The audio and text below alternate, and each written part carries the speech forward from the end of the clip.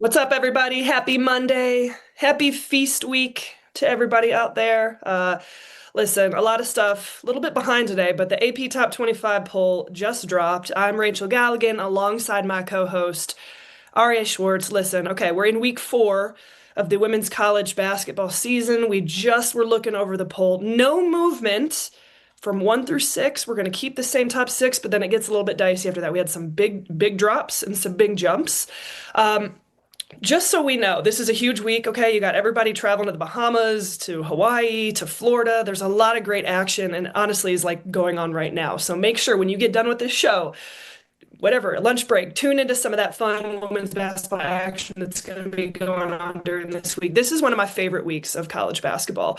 But let's not waste any more time. Let's dive right in. Okay, number one this week, UConn still sitting pretty, 6-0, 30 first place votes.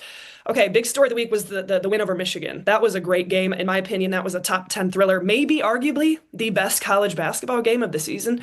AZ Fudd finished with 31, hit 7 threes in that game. Aria, she's shooting 50% from the three-point line. That's insane. It's just insane. And Sarah Strong has been so good as well. And we talk about her versatility, we talk about her size. She had 16 and 20 rebounds in that game to go along with 6 assists. She can play every position on the floor. Final score in that one was 72-69.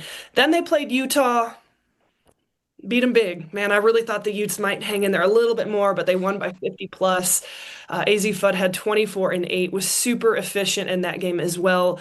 9 of 11 shooting. Next up, UConn's going to play Xavier next Sunday at their lone game of the week. So we've seen the sample size of UConn. We've seen them go against their kind of tougher non-conference schedule. Now we're looking into more of their conference play, which we know the level of competition drops off a little bit. But Aria, there's one first place vote for South Carolina. There's one first place vote for UCLA. In your mind, is there any question that UConn is the clear number one favorite?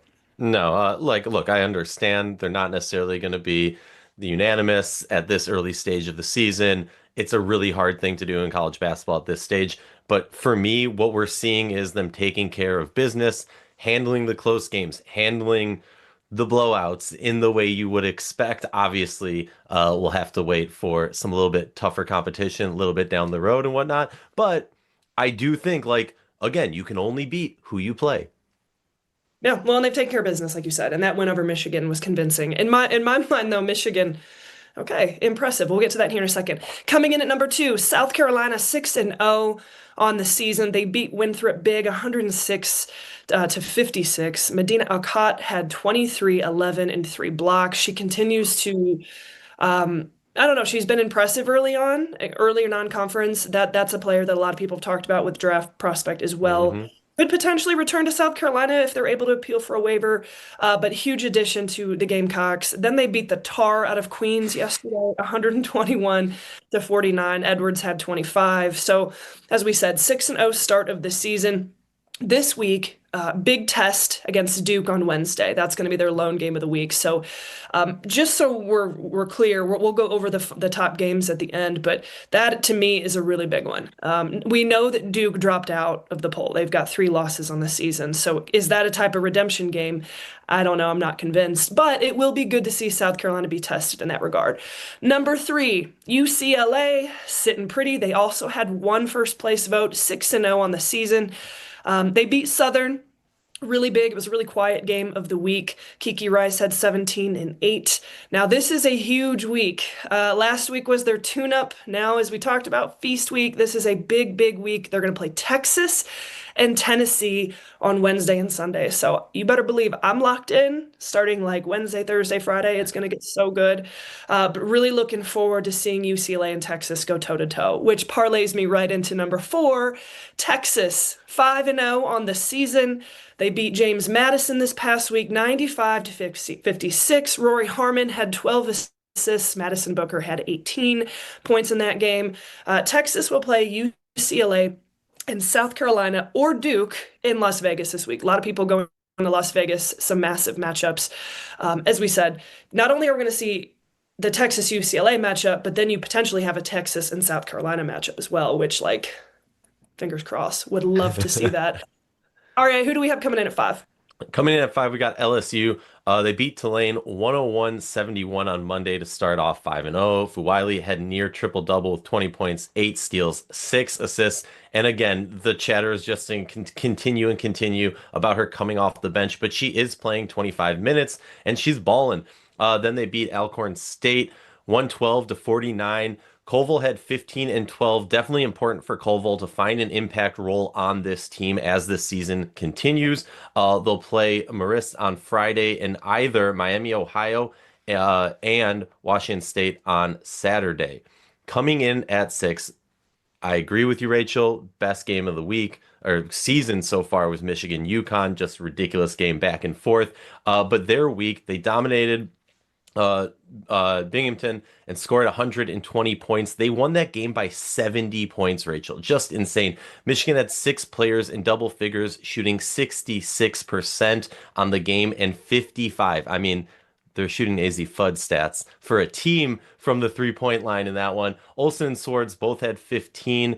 Then they end up losing to UConn in a really close game, and I'm not even going to knock them for that. It was a heck of a comeback by the Wolverines. One of the best games, if not the best game this season. Only lost by 3. Swords has been unreal. 29 points in that one. It was a duel. FUD and Swords. It was so much fun to watch. That was their first loss of the season, but they did bounce back and beat Syracuse 81-55, and now Detroit Mercy on Wednesday. We do have a Oh, chat real quick if you want to get into that, or we want to finish top 10 first. no, if we got something in the chat, go ahead.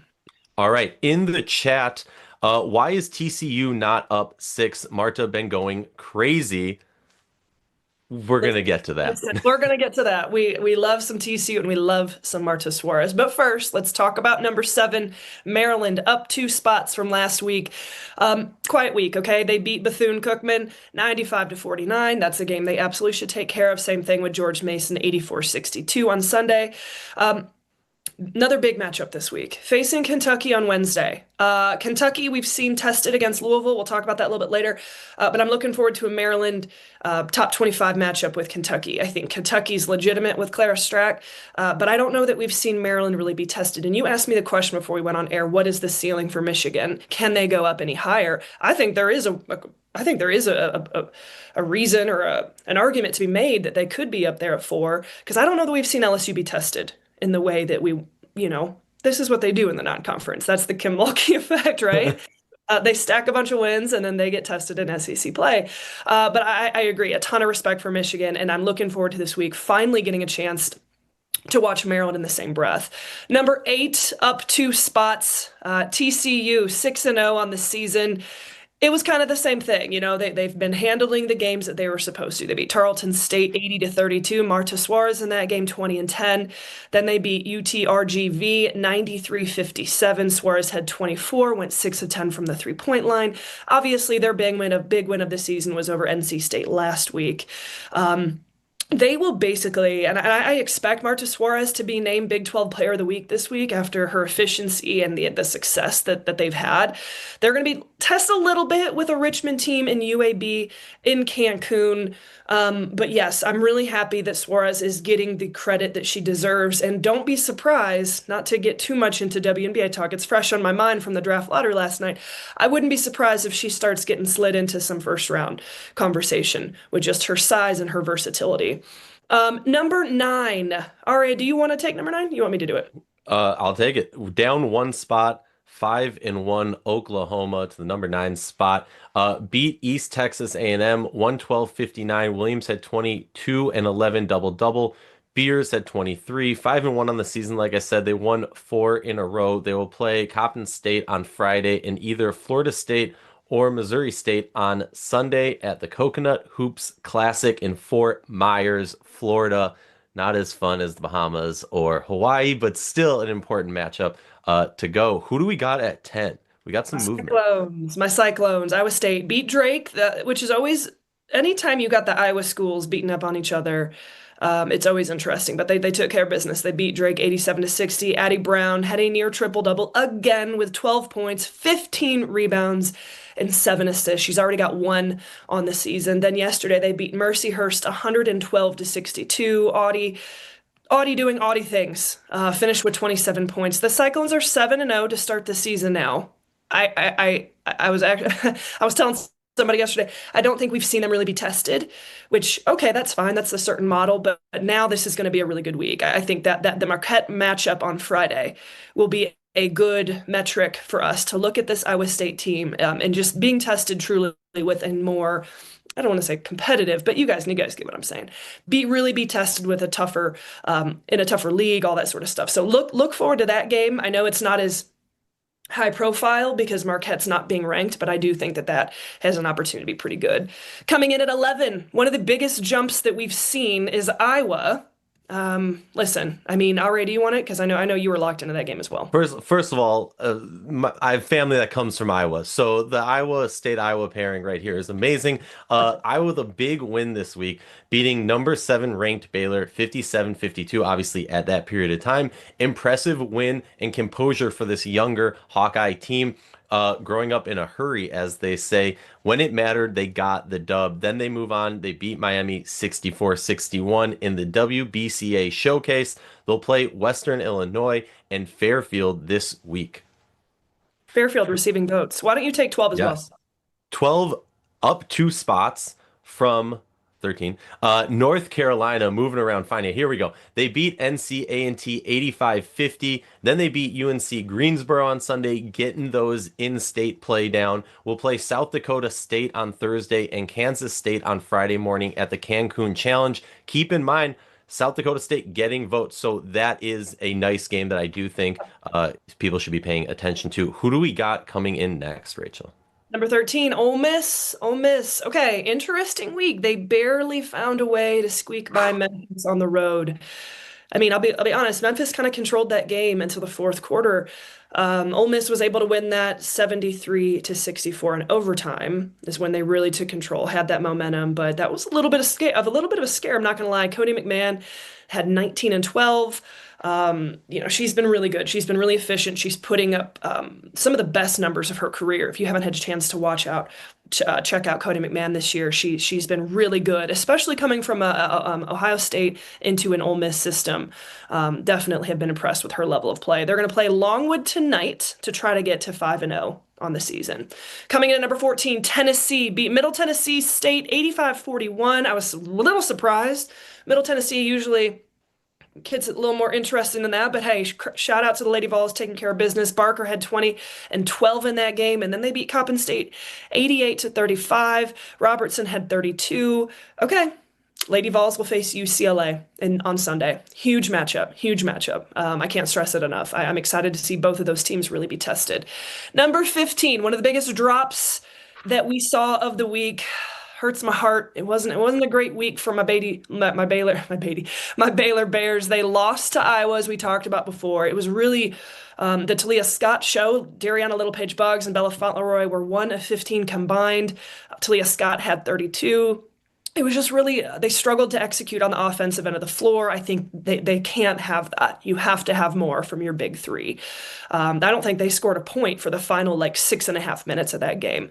And then they were able to squeak by and get a win over Davidson yesterday, but that game also went to overtime. So I'm not surprised to see this drop for Baylor. They're going to play Louisiana Tech on Wednesday and then Grambling State on Sunday. So it's 2 games that they should take care of business with, but they're going to have to find depth and they're going to have to find way more offensive production outside of Talia Scott. Coming in at 16, Kentucky up 4 spots. Not super surprised by that. I just think Kentucky's been kind of floating under the radar here quietly, just taking care of business. They beat Purdue big 76-35. To me, that was expected. Clara Stratt continues to be a walking double-double. She finished with 17 and 13 and 5 blocks. And then the big one, Louisville. They beat Louisville yesterday. Saturday, 72-62. And that anyone who is from those parts understands how high level that competitive game is. So that to me was a statement win. To be able to take control of the state of Kentucky. Streck had 17 and 10. As we said before, they will play Maryland on Wednesday, so that is a huge matchup to pay attention to, and then Morgan State on Friday. Coming in at 17, Vanderbilt, still, taken care of business, but haven't really been tested in the way that we thought that they would. Not that they would thought that they would, but we just haven't got to that point of the season yet. Beat Western Kentucky big, 87 to 49. Michaela Blake's near triple double. She continues to be just such an offensive machine. 28 points, 9 rebounds, 6 steals. Beat Alabama State then big, 92-38. And then finally beat Tennessee State. So 3 games this week, took care of business in that one, 99-43. They're 6-0 to start the season. They're going to play Oregon State on Thanksgiving Day for their lone game of the week. That's a sneaky good matchup as well. By far, one of the most difficult tests we've seen so far for the Commodores. What do we got at 18? Well, before we get to 18, let's talk to the chat real quickly. Tennessee Lady Vols versus UCLA looks like a big matchup. I'm with it. You agree, Absolutely. Rachel? Disagree? All right, cool. Texas Longhorns is going to show the Bruins who's really going to win the Player Era tournament. Uh, I'm all for it. I I don't mean, know. I don't know. I might go with Texas in that game too. okay, we'll I don't see. know. Michigan is definitely a top 6 team, but I don't agree with the conversation on trying to bump them over a top 5 team that is clearly better than them. I think the question here is when we get into, and Rachel obviously interrupt me at any point, when we get into these top teams, especially when some of them, have faced a little bit harder competition, it starts to give into how do I value this? How do you value that? I don't think anybody's going to stand here and throw up their arms. This is so wrong. This needs to be changed.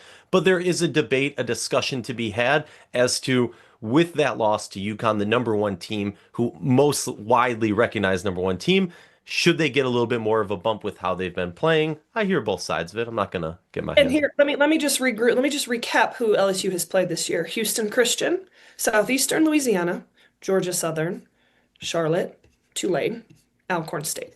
So to me, Michigan taking care of business in the way they have and being tested. That's no different than us watching in week 2, Iowa State drop down 2 spots, not because they lost, they just didn't play anybody tough, and people around them were more impressive in terms of their strength of schedule. So I totally hear what you're saying, but yeah, whatever. We're allowed to do Awesome. this. That's fine. Number 18, USC down 7 spots this week. They beat Portland 78-51. Jazzy Davison had 19, 7, and 3 steals.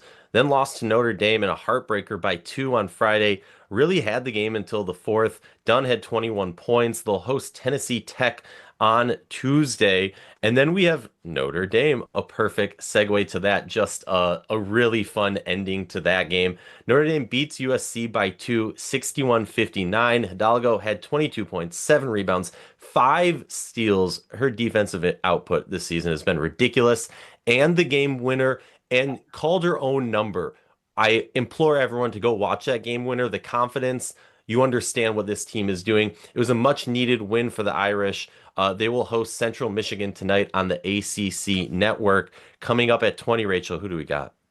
Coming in 20, Michigan State up 2 spots, 6-0 on the season. Beat my alma mater, Eastern Illinois. Sorry. We'll just say that they beat them, okay? And then they beat Oakland 102 to 41.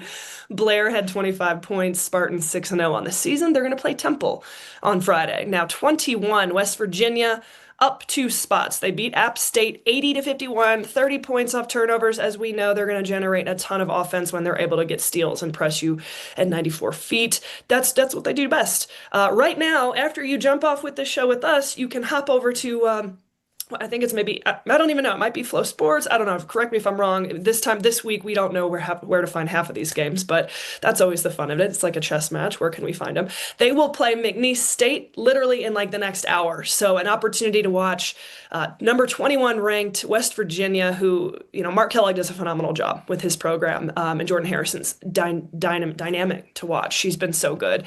Coming in at 22, Washington up 3 spots. They really were lingering around that 24, 25 since the beginning of the poll this season. I think now voters starting to really take some value in how consistent and how tough they've been so far. 5-0 on the season. They beat Fresno State 61-43 on Wednesday, and they also beat Vermont really big 71-39. So some convincing wins. They will host Southern on Tuesday. Down 2 spots at 23. is Louisville this week. Not a massive surprise there. You asked me if I thought they would drop off. I didn't think so, because that loss to Kentucky, they were literally 20 and 21. They beat Morehead State convincingly 96-49. Hardy had a double-double with 12 points, 12 rebounds. Lost to Kentucky 72-62, as we know. They will play EIU again. I'm going to close my eyes for that one. And then they're going to play ETSU and Bellarmine this week. So three big tests for Louisville. Again, this is a team that it's Jeff Walsh, just historically, I think a lot of respect from the voters. Two more, 24. This one hurts my soul a little bit. My Oklahoma State Cowgirls down 6 spots, mainly because they went on the road for their first, honestly, road test and legitimate test of this season. They lost to a very difficult St. John's team. I actually tweeted out, I thought, that's actually a really scary game. And that's a scary matchup for them. And they just struggled from start to finish offensively in that one. And yeah, St. John's did a great job defensively. Over 60 free throws in that game. Insane. They will look to bounce back today when they host Texas A&M Corpus Christi in Stillwater. And last but not least, I'm a little surprised they didn't fall out of the poll. I thought they might, but RA, why don't you take All 20? right, take it. NC State. Oh my Wolfpack. They beat Coastal Carolina 71-58. Zoe Brooks with 13, 8, and 6. Then a big upset, losing to Rhode Island 68-63. Rhode Island outscored NC State 17-12 in the fourth quarter and honestly controlled a lot of this game. This is a really, really big loss for NC State. They're now 3-3 on the season. As Rachel said, she expected them to fall out of the 25. To me, there just wasn't a team to hop in, if we're being blunt. They will look to regroup against Green Bay and Southern Miss. And honestly, this needs to be a come together moment and a pivotal moment in this season if they want to right the ship. Now is the moment. Rachel, real quick, before we get into the other receiving votes, we do have a few more comments in the chat, and then I'll let you get to other receiving votes. The Trojans struggled to score over 50 points against good teams. Fair. Sometimes the offense can struggle, especially lacking some of their firepower this season. It's a fair comment. LSU is going to be a top 3 team at some point. I think if you're a betting person, that's a nice bet to take. You're never going to go wrong with that with Kim Have in to be charge there. deep in SEC play, but let's see. Let's Yeah. see. Ole Miss has the same problem that Duke has with the offense. Look, I would argue that old Duke has the Ole Miss problem. It can go, chicken and the egg, who had the problem first, but a fair point. No, I feel like Ole Miss is generating a little bit more offense this year. Cody McMahon is really doing a great job. I Mhm. mean, to me, they're Yes. they're they're offensively putting out a lot more. I don't know. I just feel like they're scoring more and they're shooting it better from the 3-point line. Real quick, let's take a look at the big games this week. As we said before, Kentucky versus Maryland on Wednesday. That is a big one. I'm excited to see Maryland be tested. UCLA, Texas on Wednesday as well. Huge. I can't stress enough how important that game is going to be. I really think Texas can make some noise. That is a scary team. UCLA and Tennessee on Sunday on FS1. Two very different clashing styles of play. Duke and South Carolina potentially on Wednesday on True TV. Iowa State and Marquette. That's my little quiet sleeper game of the week. I'm excited. It's about tests for me. Who's being finally tested in this week? Texas versus South Carolina or Duke on Thanksgiving. Fingers crossed. I want the Texas-South Carolina matchup on Thanksgiving. We're here for it. And then another one is another quiet one for me is Kansas State and North Carolina on Mm. Friday. Kansas State has struggled very majorly to score this year. North Carolina, I'll be honest, I haven't had a chance to watch them a ton, so I'm looking forward to tuning into that one. Real quick before we jump up, let's give some love to the others who are receiving votes. Stanford got 36 votes, South Dakota State 24, Ohio State 15. Richmond got 10, Nebraska got 10, so a lot of repeats who've taken care of business, staying in this kind of just teetering on that line. A new one this week. Shout out to Texas Tech. starting to receive some votes. Okay, 6-0, 6-0 in the season. I'm so proud. I'm a little biased. I call their TV games. Okay, Princeton got 4, South Dakota got 3, Oregon 2, and Kansas with 2, and Fairfield with 2. So that is a great overview of the week, but even more so excited about us being back here a week from now after we get to see some of those really tough matchups that we brought up. Please, everybody, enjoy your feast week, enjoy your Thanksgiving. We wish you a wonderful week and enjoy the action. REA, thank you for being with us today. Have a great one.